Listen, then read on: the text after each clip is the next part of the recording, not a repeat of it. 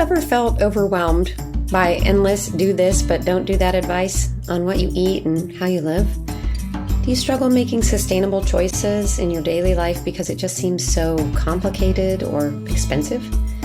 Imagine a world where each small choice could help heal our planet, improve your health, and strengthen your community and local economy. What if I told you that it's possible? What if you could make informed decisions that have a big impact with just a little effort? My name is Dana DePrima, and this is One Bite is Everything.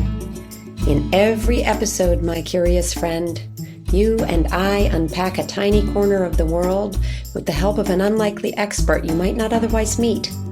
I've been doing this since 2019, and one thing I've learned is that every small action counts, and that being informed can transform your life and your community. After years of asking questions of wildly different sources, from farmers and homesteaders to policymakers and thought leaders, I've made it my mission to help you navigate the complexities and concerns that modern living poses by connecting you to questions with answers, problems with actions, and surprising insights that will keep you curious.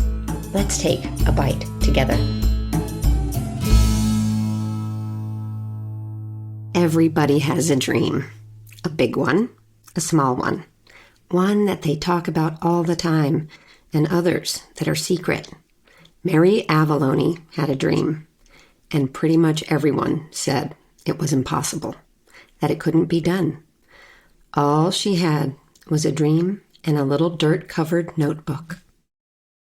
When I was at our original home, the flower house, there's a sidewalk right next to the largest perennial garden up for the house, which is about 100 feet long and about 12 feet deep. So I can have a lot of flowers in there, and had lots of different layers and textures going on. So it needed a lot of maintenance. I was always literally right on the edge of the sidewalk, many times a week, cleaning and prepping and cleaning the actual bed. So when people would walk by, they would say, here I am in the dirt, pop out of the flowers. And they would say, oh, I love your flowers. Or do you ever sell flowers? If you have extras, could you please let me know? And I'm out in the garden. So I would run to my little bag of all my tools. And in one little pocket, I kept a notebook with this tiny little pen, and I'd whip it out and I would write down their name and telephone number, and that is it. And so there's all of these scratch names and numbers with dirt and random names in that. And so when the time came to reach out to people when I had extra, I had to find my little book, and I literally just started texting telephone numbers. Some of the people I didn't even associate the name with the number. And I literally just started texting them in my bathrobe saying, I have extra flowers this morning. And the first time I did that was a Sunday morning when I had extra tulips. And I texted I don't remember how many names. It wasn't a lot. It may have been 12 or 14 names. I have some extra flowers. I had a little picture with it, and everybody wanted the flowers. And they're like, I'm going to be over right now. And I'm like, we're in our bathrobes. We got to harvest the tulips now. They're coming. By the time we had harvested, they were at the front door, and all the tulips were gone. The enthusiasm from that little notebook was real and growing. So Merrie needed to hatch a plan to keep up with demand. She reached out to a vegetable farmer that she had met at the farmer's market. Here's what she said. I would love it if I could barter for some land. Just a little bit. Just, 10 feet by 50 something. Could I just have a little bit of land, and I would provide some services for you on the farm? So we made our little agreement, and I was going to grow more of the dahlias in that little tiny little space that was more than what I had now, and I was thrilled. And she decided, well, why don't we just try some more flowers than just that spot? You take your spot, and why don't we together learn how to grow flowers on a bigger scale? So it ended up being about 80 by 80. Well, that was a lot. So I started taking classes and figuring it all out. And that year, I sold a lot of flowers. And the town allowed me to sell flowers on my property. So I would take the extra flowers and sell them in this little tiny little nook by the side of the garage. And then that quickly became insufficient. And my husband then built what's called the flower shack, which is a cute little shack at the end of the driveway. And I just kept selling flowers. And COVID hit, and then the flowers went berserk because it became a destination for people to come outdoors and buy something beautiful, make them feel good, be able to share. They weren't in a store, and I was selling as fast as I could cut the flowers. From a little dirt-covered notebook and a creative arrangement for more land on which to grow more, Merrie's business got off the ground. So it was a perfect combination of timing and experience and exposure. And I just started selling more flowers, and it just took off from there. I joined what's called the Connecticut Flower Collective, which is the largest flower collective in the country.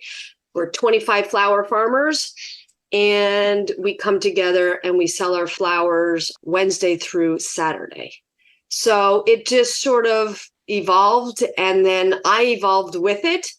And my husband and I had been looking for property all along, not necessarily for flowers, but we wanted more space to be able to do what we wanted to do.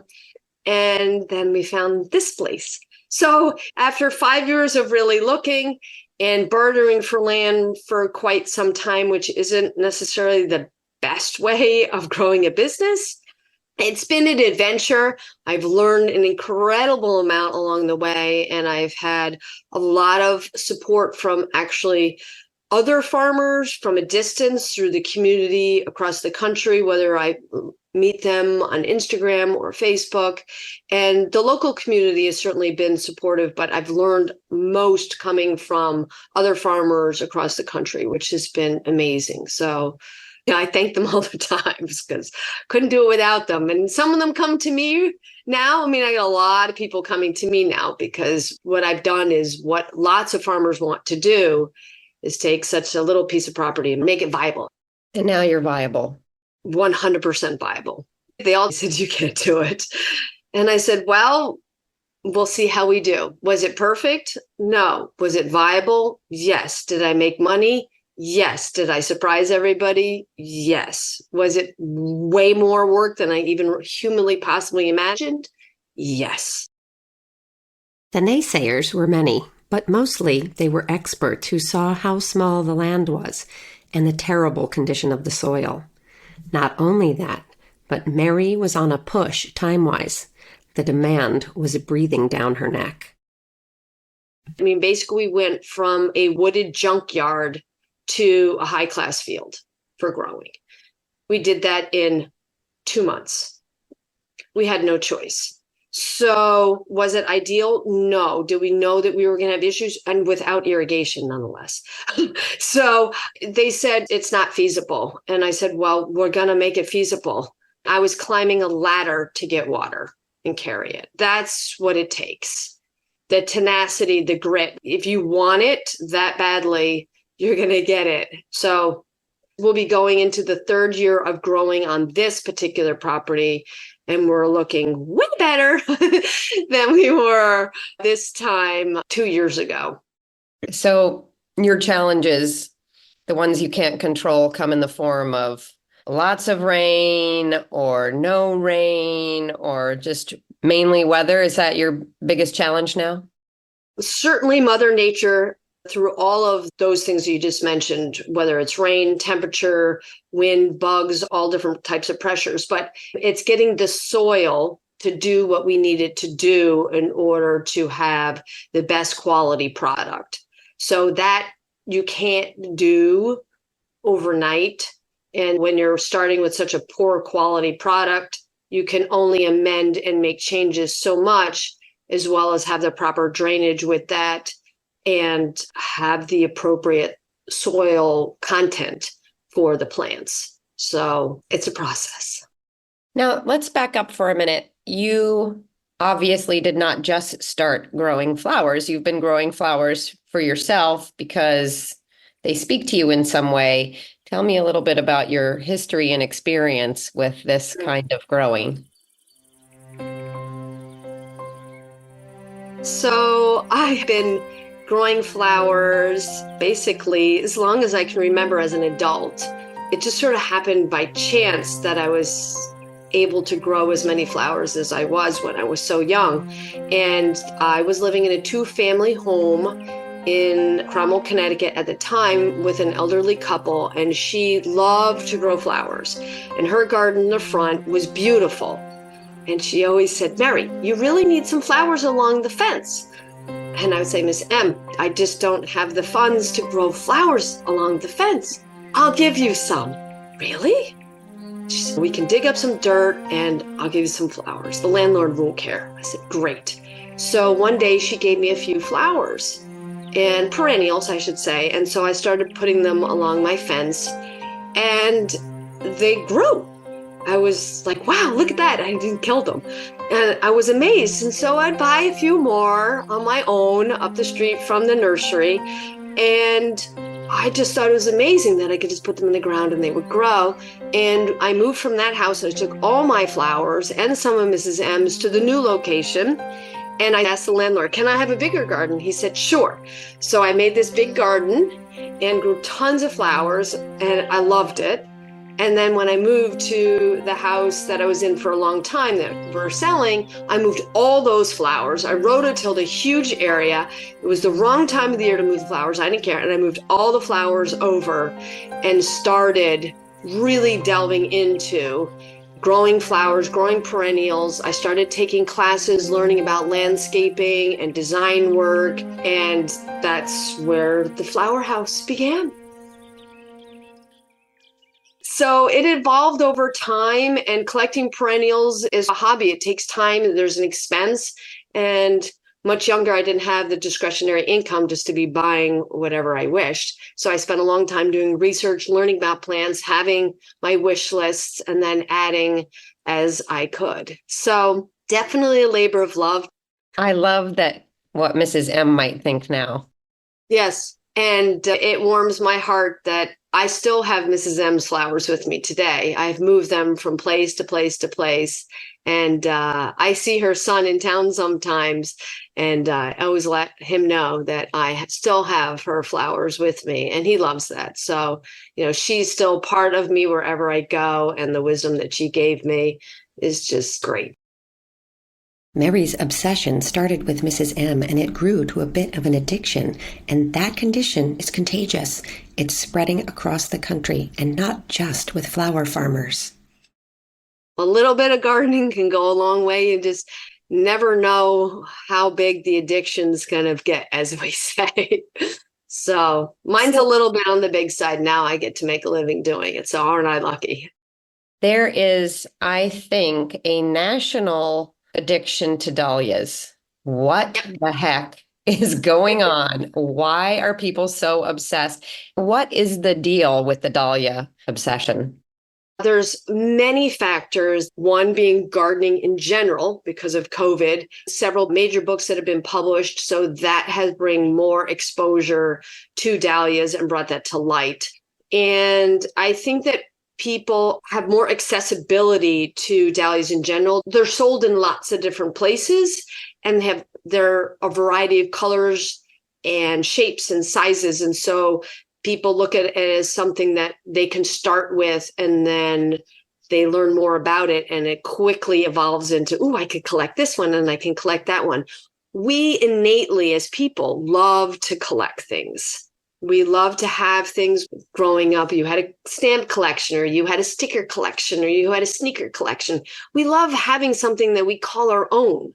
And so I think that dahlias allow us to have something that's reflective of us, whether we want to collect purple ones or tall ones or big ones or loud ones. And it's an expression that we're able to simply collect them and learn along the way. So dahlias are amazing flowers. Actually, they're relatively easy to grow. You can grow them in a pot, you can grow them in a grow bag, and you literally just put them in the ground and they will grow. What you were referring to is taking them out if you're in a zone where it's cold. So in different parts of the country, dahlias can stay in the ground. There's no reason to take them out of the ground. Where they started in the high mountains, they never were taken out of the ground in Mexico. So in colder zones, they do need to be lifted because the part that goes into the ground, their tuber, could freeze if the temperatures get too cold. That's part of the process of learning something that we love to do, no matter what hobby it may be. Whether you're learning to ride a bicycle and you need to learn how to do certain things to take care of the bike, this is the same way. We have to learn our hobby and learn how to save the tubers if that's what we want to do, or make them grow better by adding different fertilizers and so on and so forth. For those new to the wild world of dahlias, tubers are the underground storage structure of the dahlia plant that can be separated from the dahlia to be propagated to grow new dahlias. There is a huge market for tubers right now, as more and more people are growing dahlias as a hobby. So for dahlia farmers, not only can they sell the actual flower, they can also sell the tubers separately for consumers to start growing their own. A great business model, especially since the demand is at an all-time high right now. So I think that dahlias are a manageable hobby, and there are thousands of dahlias. And you can grow dahlias by seed and have your very own dahlia that nobody else has. And so I think that it touches upon so many different people. And dahlias are grown internationally, and they definitely pull at the heartstrings of so many people, because the younger generation today is now finding out that their grandparents grew dahlias way back when. And they would say, oh, I remember when I went to a grandma's house and we had dahlias on the table. Now I can grow dahlias too. So the circle's coming back. And I think that people are really just diving into it head first, from the young generation to the much older generation. We're all on the same playing field, and we're all just obsessed with dahlias. So I think it's amazing. I love them. And each one has its own personality. So I think that's what's so amazing. Now, you sell the tubers. So when you take your dahlias out of the ground, you've got a clump of tubers for any one plant, and you can break those down. And each one can potentially be a new plant. And so you are selling off some of your tubers for your farm? Correct. So that's one of the ways flower farmers generate income from dahlias, not just selling their actual bloom, but if they're going to harvest the actual tubers, they would lift the clump out of the ground and then process by dividing the dahlia clump itself, which has many babies, as we say. And if the tuber itself is viable, it can then be sold. Every single solitary one may not be one that's sellable, but as many as we can sell, that is a way for us to generate income as a farm that grows dahlias. Now, when you're selling your dahlias, or your tubers, are you selling them in person or are you selling them online? I would say most of it's all sold online. I haven't decided if I have any extras, whether I'll sell them here on the farm, but most of them, 98% of them, I'll sell online. It's where I reach the biggest audience, and I can sell anywhere in the US, anywhere where US mail will ship to. Okay. And just to continue the dissection of this obsession, these online sales, people are nuts about getting the tuber for the unicorn dahlia of some sort in their heart, right, their mind, that they must have. I need to understand this a little bit more. There are what's called the Dahlia Wars. They're literally called the Dahlia Wars. So what's happened is there's a vast increase of people who want dahlias. So we're going from flower farmers that have been farming all along, and now we have a huge increase of people who want the tubers. So that in and of itself creates a higher demand for the product that's grown across the country by flower farmers. When the flower farmers can't produce as much as the demand, then everything gets heightened even more. So if we only have 100 to sell and there are 1,000 people who want that, well, then it creates a little bit of discourse out there. So what happens is people line up online trying to get that one, whatever that one might be that they want. And so through the course of the growing year across the world, not just here in the US, this is not just a US phenomenon. What's happening is new dahlias are coming onto the market, whether they're being hybridized by hand, some very well-known ones here in the US, as well as ones from overseas. We have lots of hybridizers that people follow. They want their newest and greatest. And so the hybridizers are stepping up to the plate and creating more dahlias. It takes about 4 years or more for a dahlia, a new dahlia, to go from, let's say, the earliest stages to the market. So it takes quite a while for that dahlia to come to the market. And all that while, they're able to say, hey, look what's coming. Look at this beauty. I love it. And so the hype builds and people say, well, I want to add that to my collection. By the time it gets released, everybody knows about it and they want what they want, right? So it's no different than any other organization or any other product that's new that comes to the market. You could take like Apple, for instance. When they're going to release their new iPhone, they talk about it and then the lines are wicked long at the store. People, they camp out. They do all kinds of crazy things just to get the newest product. No different than Cabbage Patch, no different than all these things over the years. As we say, the newest car, the newest whatever it is, it's just what happens. People want the newest or what somebody else doesn't have. It doesn't mean that that new thing is the best. They perceive that it is and they want that. So what happens is the unicorns, as you call them, evolve, and those unicorns change season to season, and people chase their rainbow hoping that they're going to get that specific dahlia. So a lot of different things going on in the dahlia world, and I try to keep things at bay, as fair as possible, and I do have some amazing new dahlias coming out. So I won't be feeding the madness. Mine are known dahlias that are coming from overseas that have made their way here that have very little exposure. I'm excited to bring those to the market in a little bit bigger way. And that's going to take a few years because they take a little while. So in your inventory, are people interested in those new ones most, or are there some other tubers that they're really looking at?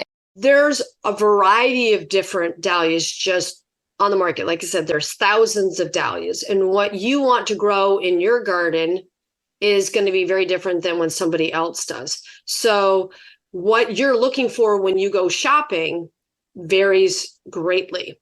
I try to have as many what I call good bones, the ones that are always reliable, the ones that you can always count on, the ones that aren't fussy, the ones that are going to make your garden and your field look the best and are going to be the most productive. That's the object of the game, to have lots of flowers. When a unicorn tuber hits the market, the mad dash to be the first to have it is quite similar to what Merrie mentioned earlier with iPhones, sneakers, children's toys, or whatever the world decides is trendy and valuable at the time. People will wait at their computer with their finger on the trigger with only 15 seconds to make their purchase. Yes, that's right. Unicorn dahlia tubers can sell out within 15 seconds of hitting the online market. Like I said earlier, the dahlia craze is real and thriving. However, there are a lot of people that don't like to shop this way and are willing to make a concession to buy tubers that don't have all the hype that unicorn tubers may have. The American Dahlias Association has 33 different clubs nationwide. And I believe the majority of them do have sales where they're in-person sales. And those are way more relaxed, where you go in and you can physically touch and see your tuber and buy them that way. So a lot of people are working more towards enlarging the dahlia societies locally so that those in sales are more productive and more user-friendly than going online and feeling like you're trapped on your computer at all hours of the day and night. And Are you out there shopping for anything in particular? Yes. And I am just like everybody else. And I think that's one of the things that I love to have people keep in mind. Just because I'm a flower farmer doesn't mean I get preference going to somebody else's site. I'm shopping just like they are, and I'm waiting in line, and I have my things all set ready to go, and my fingers are just like their fingers. So I don't have any special treatment, and it takes me years sometimes to get ones that I really like.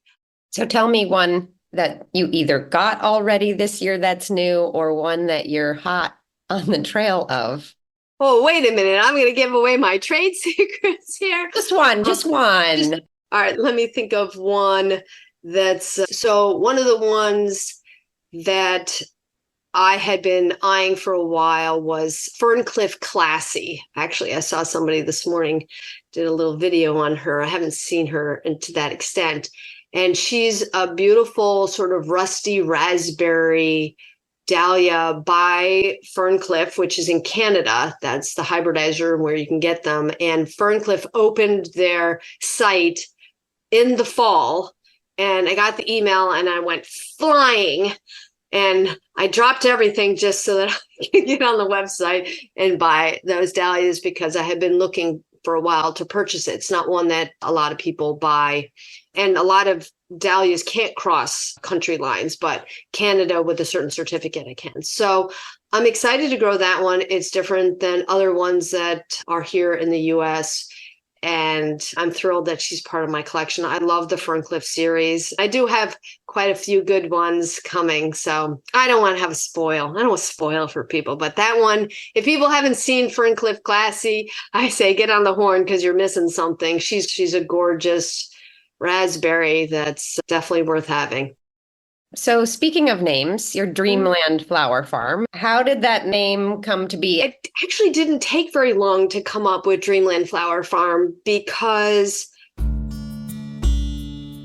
everybody who comes to the house always says, oh, wow, it's so dreamy here. It's like a fantasy world. The place where we started, the whole property was just flowers.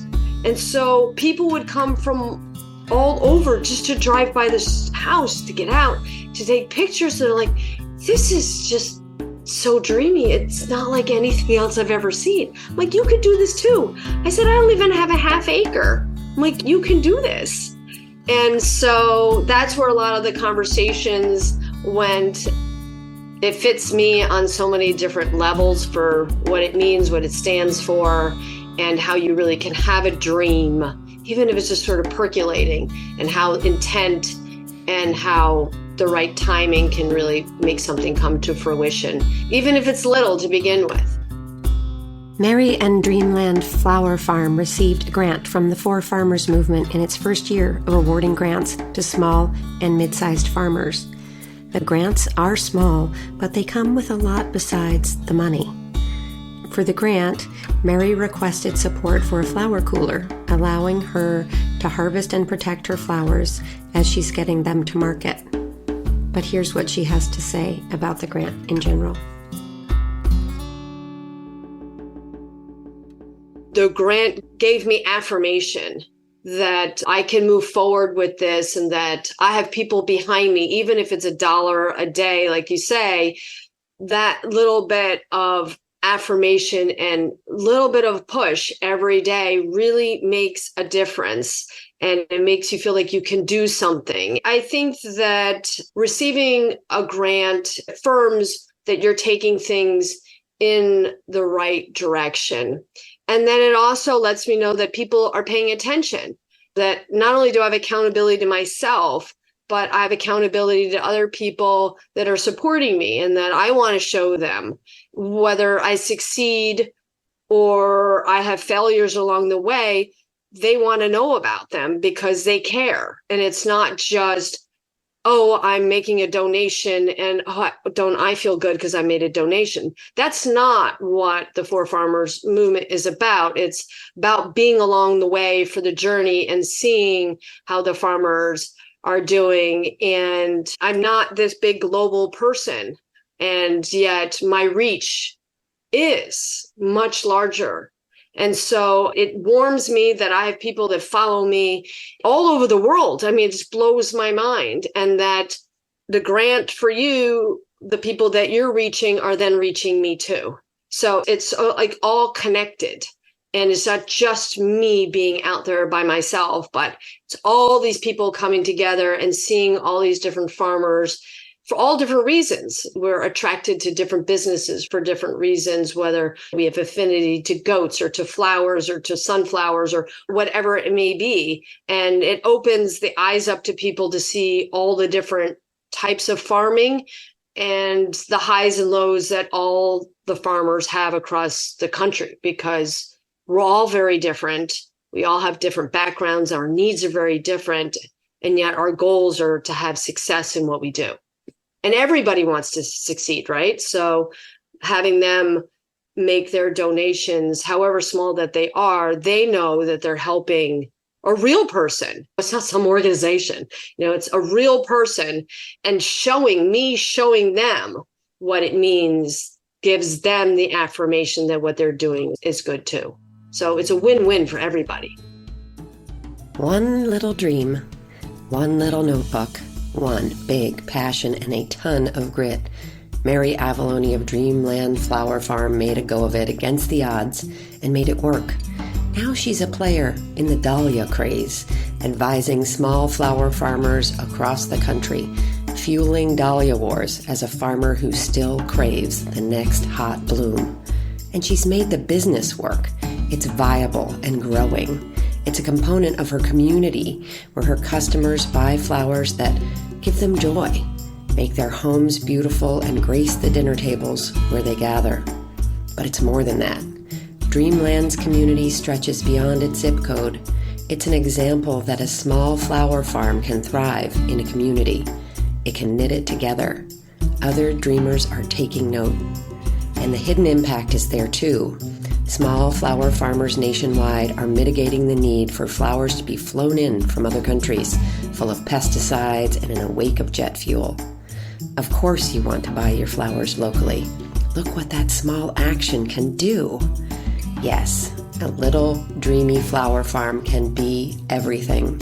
It's all connected. From those flowers Miss M gave Merrie to her dream today. And as a word to all of us, we are supporters of dreams. That $1 that you gave to the 4 Farmers movement to support a grant has a ripple effect in Merrie's garden, her local economy, the farms she supports in their communities, our environment too. You did that. One Bite is Everything, the podcast where you can have a big impact on your health, your community, and the planet through tiny, informed choices. Make sure that you follow this podcast in whatever podcast app you are listening on so you don't miss an episode. Big things are coming you will not want to miss. I am your host, Dana DePrima. Thanks for being here. See you next week.